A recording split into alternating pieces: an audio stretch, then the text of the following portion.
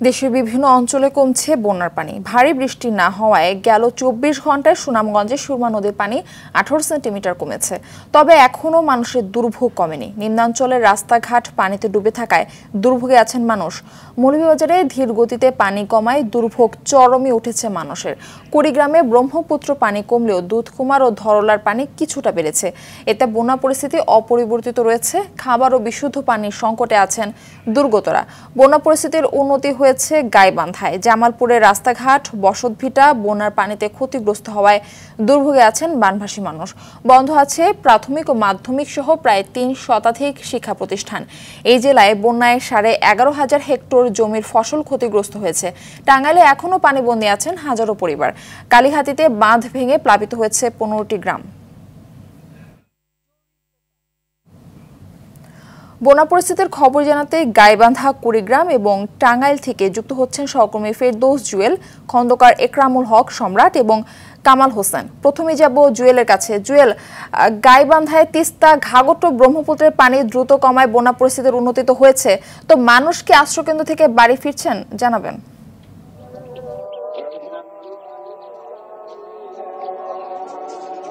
Murphy, গাইবান্ধায় Brahmaputra, Teesta এবং ঘাঘটের পানি কমলেও গতকাল সন্ধ্যা থেকে আজ এখন পর্যন্ত ব্রহ্মপুত্র কিন্তু ১০ সেন্টিমিটার উপর দিয়ে পানি প্রবাহিত হচ্ছে, যে কারণে জেলার ৪টি উপজেলার ১৬৫টি চর কিন্তু এখনো পানিবন্দী মানুষ।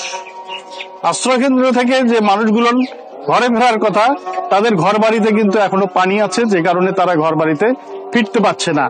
তাদের দুর্ভোগ বেড়েছে, চর্মরোগ দেখা দিয়েছে। বিশুদ্ধ পানির অভাবে তারা কিন্তু ডায়রিয়া সহ নানা ধরনের রোগে আক্রান্ত হচ্ছে। বন্যায় এখন পর্যন্ত ৬,৫০০ হেক্টর জমির পাট, রোপাবন এবং বিভিন্ন ফসলের ক্ষতির কথা বলা হলেও জেলা প্রশাসনের পক্ষ থেকে বলা হচ্ছে যে পূর্ণাঙ্গ ক্ষয়ক্ষতি বন্যা পানি আরো না কমা পর্যন্ত পাওয়া যাবে না। বিভিন্ন দপ্তরকে তারা বন্যার যে ক্ষয়ক্ষতি এই বিবরণের তালিকা দ্রুত তৈরির জন্য নির্দেশনা দিয়েছেন। বন্যায় এ পর্যন্ত ৩,৫০০ প্যাকেট খাবার এবং ১৫ লাখ টাকা এবং ৩৮৫ মেট্রিক টন চাল বিতরণ করা হয়েছে। এই ছিল গাইবান্ধায় বন্যায় যে পরিস্থিতি। আমরা এখন কুড়িগ্রামের বন্যা পরিস্থিতি জানার জন্য কুড়িগ্রাম প্রতিনিধি একরামুল হক সম্রাটের কাছে চলে যাব। সম্রাট। জি জুয়েল, আপনাকে ধন্যবাদ। আর একই অবস্থা আমরা সংবাদে যেমনটি শুনছিলাম, কুড়িগ্রামে নদ নদীর পানি কিছুটা কমলেও এখন পর্যন্ত বিপদ সীমার উপরে রয়েছে ব্রহ্মপুত্রের চিলমারি পয়েন্টে এবং দুধকুমার নদের পাটেশ্বরী পয়েন্টে বিপদ সীমার উপরে দিয়ে পানি প্রবাহিত হচ্ছে। তো ফলে এখানকার যে মানুষজন যারা বানভাসী, প্রায় ২ লক্ষাধিক মানুষ যে পানিবন্দী রয়েছে, তারা বিভিন্ন শিক্ষা প্রতিষ্ঠানে আশ্রয় নিয়েছেন। তারা কিন্তু তাদের ঘর বাড়িতে পানি থাকার কারণে এখন পর্যন্ত তারা কিন্তু সেখানে ফিরে যেতে পারেননি।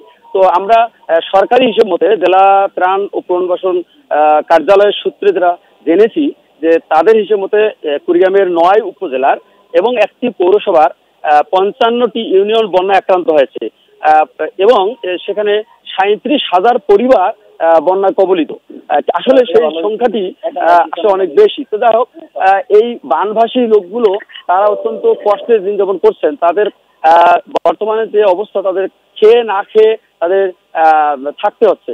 তো নদীর পানি কমতে শুরু করায় কিছুটা তারা আশার আলো দেখলেও আমরা কয়েকটি চরে ঘুরেছি, যে উলিপুরের হাতিয়া ইউনিয়নের হকের চর, গুজিমারি চর এবং আরো কয়েকটি চরে দেখেছি যে ওখানকার মানুষ, যে দুর্গম চর, সেখানে এখনো তার বাড়িতে প্রায় ১ কোমর পানি। তারা ওখানেই কেউ নৌকায় বসবাস করছেন, কিন্তু তাদের এখন পর্যন্ত কোনো ত্রাণ সহায়তা পৌঁছেনি। তারা অত্যন্ত দুঃখে কষ্টে তাদের অভিযোগ জানিয়েছে। এখানে ফসলের ক্ষয়ক্ষতি হয়েছে প্রায় ৭,৩৫০ হেক্টর জমিতে। তো বরাদ্দ দেওয়া হয়েছে ৯ উপজেলায় ৩৫ লাখ টাকা, ১৩০০ মেট্রিক টন চাল। তো এখন আমরা এই কুড়িগ্রামে ছিল এই বন্যা নিয়ে সর্বশেষ। আমরা এখন চলে যাব টাঙ্গাইল প্রতিনিধি কামাল হোসেনের কাছে। কামাল।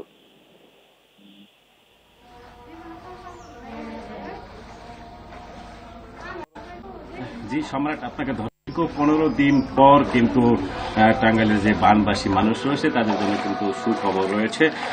এই 15 দিন কিন্তু যমুনা নদীর পানি বিপদসীমার উপর দিয়ে প্রবাহিত হয়েছিল। আজ 1 সেন্টিমিটার নিচে কিন্তু রয়েছে এই যমুনার পানি। গেল 24 ঘন্টায় এই যমুনার পানি 12 সেন্টিমিটার কমে বিপদসীমার 1 সেন্টিমিটার নিচ দিয়ে প্রবাহিত হচ্ছে। তবে ঝিনাই এবং ধলেশ্বরী নদীর পানি কিন্তু এখনো বিপদসীমার উপরে রয়েছে। ঝিনাই নদীর পানি বিপদসীমার 65 সেন্টিমিটার এবং ধলেশ্বরী নদীর পানি বিপদসীমার 16 সেন্টিমিটার উপর দিয়ে প্রবাহিত হচ্ছে। কিছুটা সুখবর থাকলেও তো যে বানবাসী মানুষ রয়েছে তারা কিন্তু এখনো দুর্ভোগে দিন যাপন করছেন। হাজারো পরিবার কিন্তু এখনো পানিবন্দী হয়ে তাদের দিন পার করতে হচ্ছে। রাস্তাঘাট ছিল, সেই রাস্তাঘাট কিন্তু এখনো অনেক রাস্তাঘাটে পানি রয়েছে এবং অনেক রাস্তাঘাট কিন্তু তলিয়ে যাওয়ায় মানুষজনের যাতায়াতে কিন্তু কষ্ট অনেকটাই বেড়েছে। আমি বিভিন্ন এলাকা ঘুরে বানবাসী মানুষের সাথে কথা বলেছি, তারা যেটি বলছেন যে বিভিন্ন এলাকায় যে পানি ছিল ঘরে, সেই ঘরগুলো থেকে আস্তে আস্তে পানি নেমে যেতে শুরু করলেও লোকজন কিন্তু খুব তাড়াতাড়ি সেই বাড়িতে ফিরতে পারছেন না। অনেক বাড়িঘর কিন্তু ক্ষতিগ্রস্ত হয়েছে এবং অনেক বাড়িতে রাস্তাঘাটে যে পানি রয়েছে সেই পানির কারণে কিন্তু তারা ঘরে ফিরতে পারছেন না। আমি বানবাসীদের সাথে কথা বলেছি, তারা যেটি বলছেন যে বিশুদ্ধ পানির যেমন সংকট রয়েছে তেমনি করে কিন্তু বিভিন্ন এলাকায় যে বানবাসী মানুষ পানি দিয়ে যাতায়াতের চলাফেরার কারণে ঘরে পানি থাকার কারণে তারা কিন্তু চর্মরোগে আক্রান্ত হচ্ছে। আপনাদের তিনজনকে ধন্যবাদ।